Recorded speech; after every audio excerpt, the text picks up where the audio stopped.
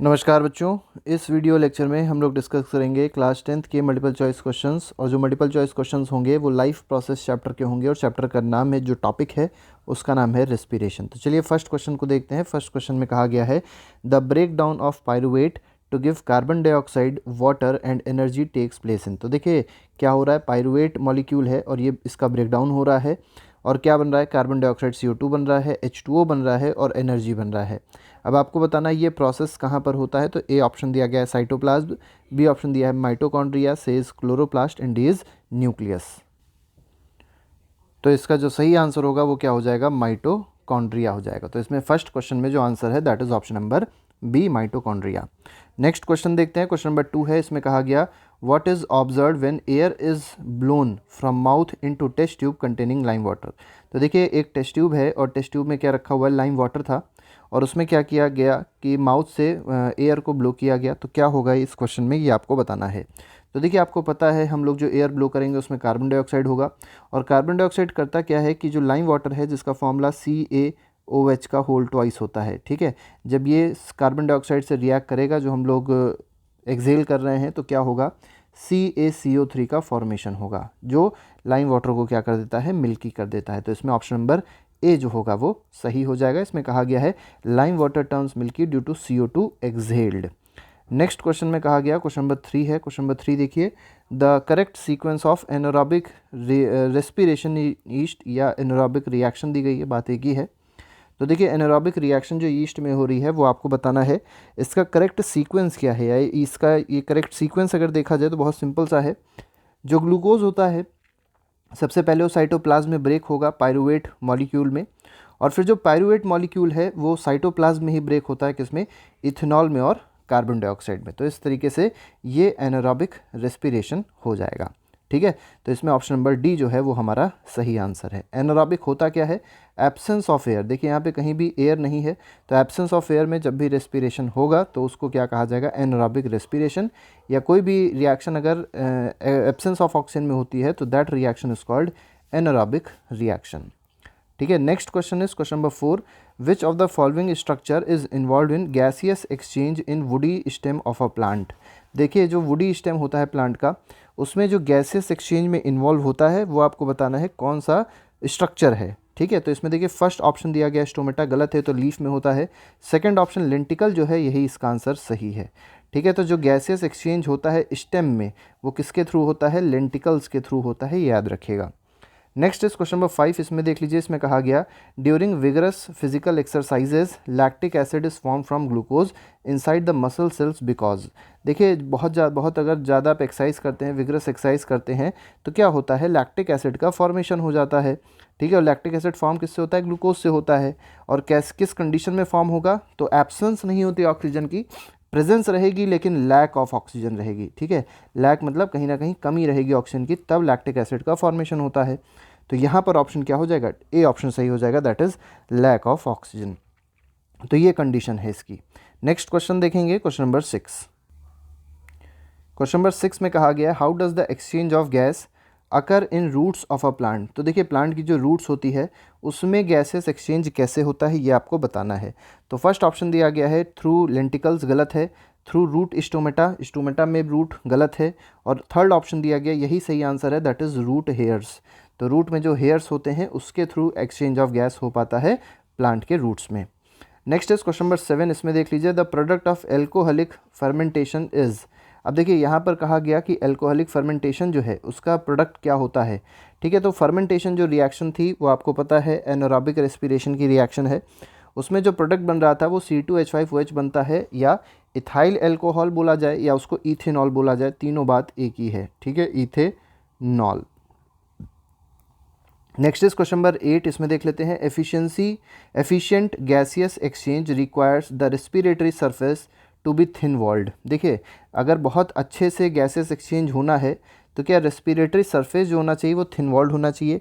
क्या ये ऑप्शन सही है, तो बिल्कुल ये जो ऑप्शन दिया गया है बिल्कुल सही दिया गया है, ठीक है। नेक्स्ट क्वेश्चन के क्वेश्चन नंबर 9। इसमें देख लीजिए terrestrial organism use dash for respiration. देखिए टेरेस्ट्रियल ऑर्गेनिज्म क्या होते हैं, जो ज़मीन पर रहते हैं उनको टेरेस्ट्रियल ऑर्गेनिज्म कहा जाता है। और वो क्या यूज़ करते हैं ये आपको बताना है, कौन सी गैस यूज़ करते हैं, ठीक है, तो आपको बेसिक चीज़ है, बिल्कुल बहुत ही आसान है। एटमॉस्फेरिक ऑक्सीजन को यूज़ करेंगे रेस्पिरेशन, जैसे हम लोग हैं तो हम लोग टेरेस्ट्रियल और ऑर्गेनिज्म है, तो हम लोग एटमॉस्फेरिक ऑक्सीजन को यूज़ करते हैं रेस्पिरेशन के लिए। नेक्स्ट इस क्वेश्चन नंबर 10, इसमें देख लीजिए, इसमें कहा गया which among the following is respiratory pigment found in human body.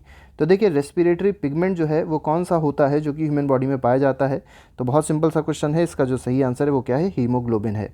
और हीमोग्लोबिन में होता क्या है, आयरन होता है, ये भी याद रखिएगा। इसी वजह से क्या होता है, ये ऑक्सीजन को अपने से अटैच कर लेता है और फिर वो ऑक्सीजन सेल्स तक पहुँच जाता है आसानी से। नेक्स्ट इज क्वेश्चन नंबर 11 देखिए, विच of the following is the first sight for the exchange of inhaled air.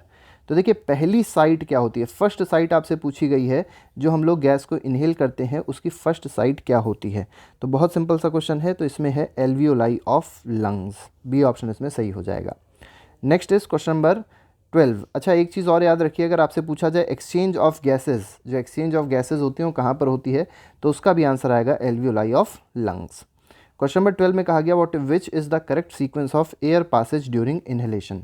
Inhalation होता है गैस को इनहेल करना, तो उस केस में जो एयर पासेज का सीक्वेंस है वो आपको बताना है क्या है। तो सबसे पहले आपको पता होगा, सबसे पहले जो एयर होती है वो नॉस्ट्रल में आएगी, फिर फेरिंग्स, फिर लैरिंग्स, फिर ट्रैकिया और लास्ट में क्या होता है, एल्वियोलाई होता है। तो इसका आंसर क्या सही हो जाएगा, ऑप्शन नंबर डी जो होगा वो सही हो जाएगा। नेक्स्ट क्वेश्चन, क्वेश्चन नंबर 13 देखेंगे। तो क्वेश्चन नंबर 13 से लेकर क्वेश्चन नंबर 17 तक जो है ये आपको दिया गया है असर्शन रीजनिंग के क्वेश्चंस। ठीक है, तो इसमें भी A B C D options आपको दिए रहेंगे, उनमें आपको बताना होगा किसमें ए है, किसमें बी है, किसमें सी है और किसमें डी ऑप्शन सही है। तो चलिए 13 क्वेश्चन को देख लेते हैं। इसमें कहा गया असर्शन है alcoholic fermentation takes place in absence of oxygen. तो ये बात बिल्कुल सही है, एल्कोहलिक फर्मेंटेशन जो होता है वो एब्सेंस में होता है। ठीक है, इट अकर्स इन ईस्ट, ये भी बात बिल्कुल सही है। लेकिन देखिए जो रीज़न है वो कहीं भी असर्शन को एक्सप्लेन नहीं कर रहा है, तो इसका आंसर क्या हो जाएगा, ऑप्शन नंबर बी हो जाएगा। मतलब असर्शन भी सही था, रीज़न भी सही था, but reason was not the correct explanation of assertion. ठीक है, तो इसमें ऑप्शन नंबर बी हो जाएगा। क्वेश्चन नंबर 14 देखिए, respiration is a biochemical process opposite to photosynthesis. देखिए जो रेस्पिरेशन होता है क्या वो अपोजिट होता है फोटोसिंथेसिस के, तो बिल्कुल सही बात है। रेस्पिरेशन रिएक्शन और फोटोसिंथेसिस रिएक्शन दोनों बिल्कुल अपोजिट है। Energy is release during respiration, देखिए जो रेस्पिरेशन प्रोसेस होता है वो एक्सोथर्मिक होता है, और एक्सोथर्मिक है इसका मतलब इसमें एनर्जी रिलीज़ होती है। तो देखिए असर्शन भी सही है, रीज़न भी सही है, लेकिन रीज़न जो है वो करेक्ट एक्सप्लेनेशन असर्शन का अभी भी नहीं है। तो इसमें भी ऑप्शन नंबर बी जो होगा वो सही हो जाएगा। तो इसमें 14th में आंसर क्या है, ऑप्शन नंबर बी है। 15th में कहा गया in woody plants gases exchange takes place through lenticels. तो अभी हम लोग ने देखा था जो वुडी प्लांट्स थे उसमें जो गैसियस एक्सचेंज हो रहा था वो किसके थ्रू हो रहा था, लेंटिकल्स के थ्रू हो रहा था। तो ये बात जो दी गई है बिल्कुल सही है। जो सेकंड ऑप्शन है, रीज़न जो दिया है उसमें कहा गया lenticels are specialised cells found along with stomata on the stem of woody plant. तो ये ऑप्शन जो है ये गलत है। ठीक है, स्टोमेटा के साथ नहीं पाए जाते, ये गलत स्टेटमेंट दिया है। तो असर्शन जो है वो तो सही है, रीज़न जो है वो बिल्कुल गलत है। तो इसका आंसर हो जाएगा option number C. Question number 16 में कहा गया असर्शन दिया गया लंग्स जो है, lungs always contains residual volume of air. क्या लंग्स में हमेशा रेसिडुअल वॉल्यूम ऑफ एयर होता है, तो बिल्कुल सही बात है। लंग्स में हमेशा एक रेसिड्यू बचा रहेगा एयर का, ये याद रखिएगा। और जो रीज़न है वो क्या है, it provide sufficient time for oxygen to be absorbed and for carbon dioxide to be released. अब ये जो रेसिडुअल वॉल्यूम है एयर का ये क्या कर रहा है, इसकी वजह से जो ऑक्सीजन है, जो ऑक्सीजन को टाइम मिल जाता है कि वो एब्जॉर्ब हो सके ब्लड में, और कार्बन डाइऑक्साइड क्या हो सके, रिलीज़ हो सके ब्लड से। तो ये जो स्टेटमेंट दिया गया ये भी सही है, रीज़न भी सही है, और जो रीज़न है वो करेक्ट एक्सप्लेनेशन है असर्शन का। तो ऑप्शन नंबर ए जो होगा वो सही हो जाएगा क्वेश्चन नंबर 16 का। 17 देखिए, 17 में क्या कहा गया, haemoglobin is the respiratory pigment in human beings. तो ह्यूमन बींग्स में जो हीमोग्लोबिन होता है क्या वो रेस्पिरेटरी पिगमेंट होता है, तो बिल्कुल सही बात है। रेस्पिरेटरी पिगमेंट जो होता है दैट इज़ हीमोग्लोबिन। अभी हमने बताया हीमोग्लोबिन में क्या होता है, आयरन होता है, ये याद रखिएगा। अगर पूछा जाए हीमोग्लोबिन में क्या होता है तो आयरन होता है। अगर आपसे पूछा जाए क्लोरोफिल में क्या होता है, क्लोरोफिल में होता है मैग्नीशियम। ये दोनों बातें आप लोग को याद रखनी है। अब कहा गया इसमें it transport oxygen in the human body. ठीक है, तो हीमोग्लोबिन क्या करता है, ऑक्सीजन का ट्रांसपोर्ट करता है। तो ये दोनों स्टेटमेंट जो है सही है, और साथ ही साथ जो रीज़न है that is the correct explanation of assertion. तो इसका आंसर हो जाएगा ऑप्शन नंबर ए। इसके बाद केस स्टडी के कुछ क्वेश्चंस हैं, उनको भी देख लिया जाए। केस स्टडी के हमारे पास 2 क्वेश्चंस दिए गए हैं, 18th और 19th है। तो 18th क्वेश्चन देखिए लंग्स से रिलेटेड है, यहाँ पे with the lungs the passage divide into small tubes ऐसे ऐसे करके दिया गया है। हम लोग सीधे क्वेश्चन को देखेंगे, तो लेकिन एक बार देख लेते हैं। तो यहाँ पे एल्वियोलाई की बात करी गई है, बैल्यूनलाई के स्ट्रक्चर्स होते हैं, ठीक है। इसके बाद वॉल्स की बात करी है जो कि एल्वियोलाई में होते हैं, उनके बारे में थोड़ा सा बताया गया है, इसको आप देख लीजिएगा, ठीक है। यहाँ पे आपको देखिए डायग्राम दिया गया, क्वेश्चन में पूछा गया diagram shows a section through an alveolus and a blood capillary. तो देखिए यहाँ पे एक डायग्राम दिया गया है इस तरीके का। What are the oxygen concentrations in X Y and Z. देखिए आपको बताना है एक्स में, वाई में और जेड में ऑक्सीजन की कंसेंट्रेशन क्या होती है।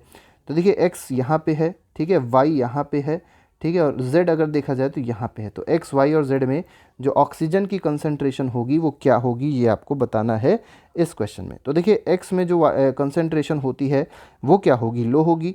वाई में अगर देखा जाए कॉन्सेंट्रेशन हाई होगी, और जेड में भी कॉन्सेंट्रेशन जो होगी वो हाई होगी, किसकी, ऑक्सीजन की। Next question is question number 2, इसमें पार्ट 2 देख लीजिए। विच of the following characteristic of emphysema, ठीक है। तो एम्फीसीमा जो है उसकी कैरेक्टरिस्टिक आपको बतानी है, इनमें से कौन सी है, ठीक है। तो सेकेंड पार्ट अगर देखा जाए तो इसमें जो फर्स्ट ऑप्शन दिया है वो बिल्कुल सही है, डिस्ट्रक्शन ऑफ एल्वियोलर वॉल्स, ठीक है। तो ए ऑप्शन इसका सही हो जाएगा। Next is chemical in tobacco smoke leads to breakdown of elastic tissue in the alveoli, what is the name of this condition.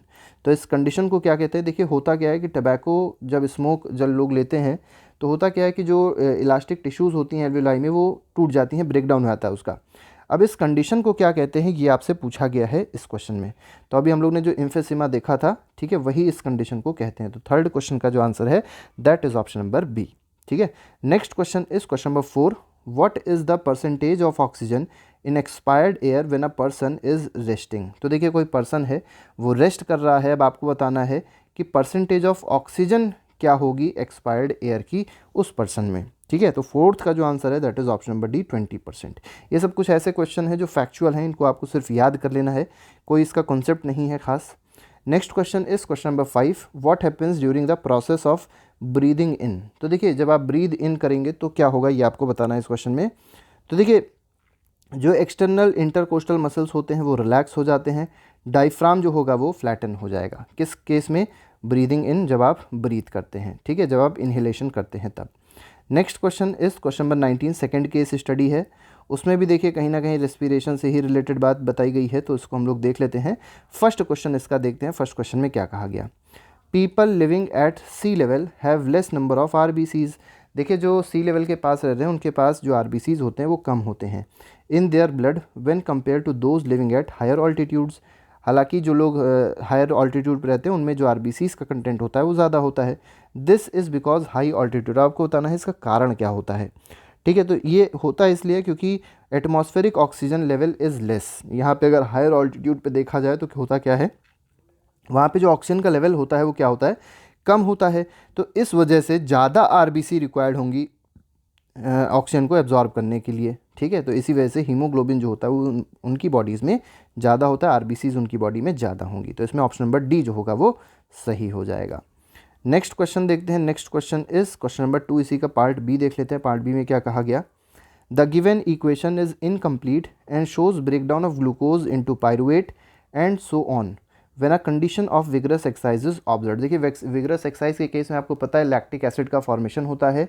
Which among the following product would be obtained. तो देखिए आपको बताना है ए क्या है, बी क्या है और सी, जो भी आपको दिया गया ए और बी आपको बताना है। तो बी आपको पता चल गया होगा लैक्टिक एसिड है, और ए आपको बताना है ए क्या है। तो मसल सेल्स में होगा, तो इसका आंसर क्या हो जाएगा, इसका आंसर हो जाएगा पार्ट ए। मतलब ए जो है दैट इज़ मसल सेल, ये चीज़ मसल सेल में होती है और किस चीज़ का फॉर्मेशन करेगा, लैक्टिक एसिड और एनर्जी का फॉर्मेशन करेगा। तो इसका आंसर हो जाएगा option number A. Next is question number 3, इसका थर्ड पार्ट है, इसमें देख लीजिए। Which one of the following is possibility for most of us in regard to breathing by making a conscious effort. तो देखिए कौन सी पॉसिबिलिटी यहाँ पे बन सकती है ये आपको इस क्वेश्चन में बताना है। तो one can breathe out air by closing both the nose and mouth, ठीक है। तो यहाँ पर ऑप्शन नंबर बी जो होगा वो सही हो जाएगा कि one can breathe out air by closing both the nose and mouth. अब आप सोच रहे होंगे अगर नोज़ और माउथ बंद हैं तो जो एयर होगी वो कहाँ से निकलेगी, एक्सहेलेशन कहाँ से होगा, तो वो ईयर से हो जाता है, ठीक है। पूरा फिनोमेना होता है। नेक्स्ट आगे देखते हैं, क्वेश्चन नंबर पार्ट 4 है इसका। पार्ट 4 में कहा गया refer to the following figure of human respiratory system and answer the following question.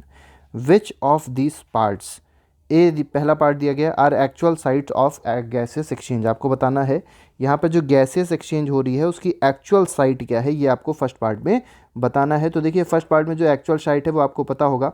Actual site को क्या कहा जाएगा, तो एक्चुअल साइट जो है वो अगर देखा जाए एल्वियोलाई होती है, तो एल्वियोलाई हो जाएगा एक्चुअल साइट। इसमें यहाँ पे जो आर दिया है वो ऑप्शन सही है, ठीक है। तो एक्चुअल साइट क्या हो जाएगी, एल्वियोलाई हो जाएगी। सेकंड में देख लीजिए, इस common passage for food and air, तो फूड और एयर का जो कॉमन पासेज होता है वो क्या होता है, इसके बाद बताना है आपको। तो देखिए इसमें जो पी आपको दिखाई पड़ रहा है, ठीक है, पी जो है that is common passage for air and food, इसको फेरिंग्स कहते हैं, दिया नहीं गया है इसमें, ठीक है, यहाँ पे फेरिंग्स है, ठीक है। तो फेरिंग्स जो होता है वो कॉमन पासेज होता है फूड और एयर का, ठीक है। नेक्स्ट देख लीजिए, नेक्स्ट में क्या कहा गया, नेक्स्ट में कहा गया is provided with C shape cartilaginous rings. तो रिंग्स किस में प्रोवाइड करी गई है, सी शेप की रिंग्स किस में प्रोवाइड करी गई है, तो ये जो प्रोवाइड करी गई है ये प्रोवाइड करी जाती है ट्रैकिया में। तो जो थर्ड ऑप्शन है दैट इज़ ट्रैकिया, और ट्रैकिया है कहाँ पे, तो ये जो क्यू आपको दिखाई पड़ रहा है यहाँ पर, दिस इज़ ट्रैकिया, ठीक है। तो इस तरीके से ये आप इसको कर सकते हैं।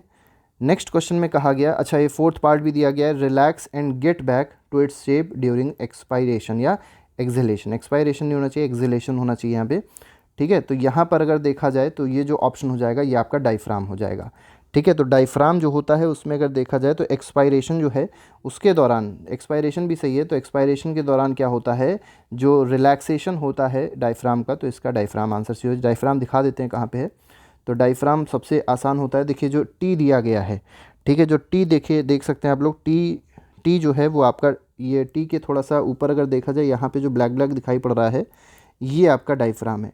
टी जो है तो आपका रिब केज है यहाँ पे, और जो एस है दैट इज़ डायफ्राम, ठीक है। तो इस तरीके से ये आपका कंप्लीट हो जाएगा। नेक्स्ट देख लेते हैं, फिफ्थ क्वेश्चन हमारा आखिरी पार्ट है।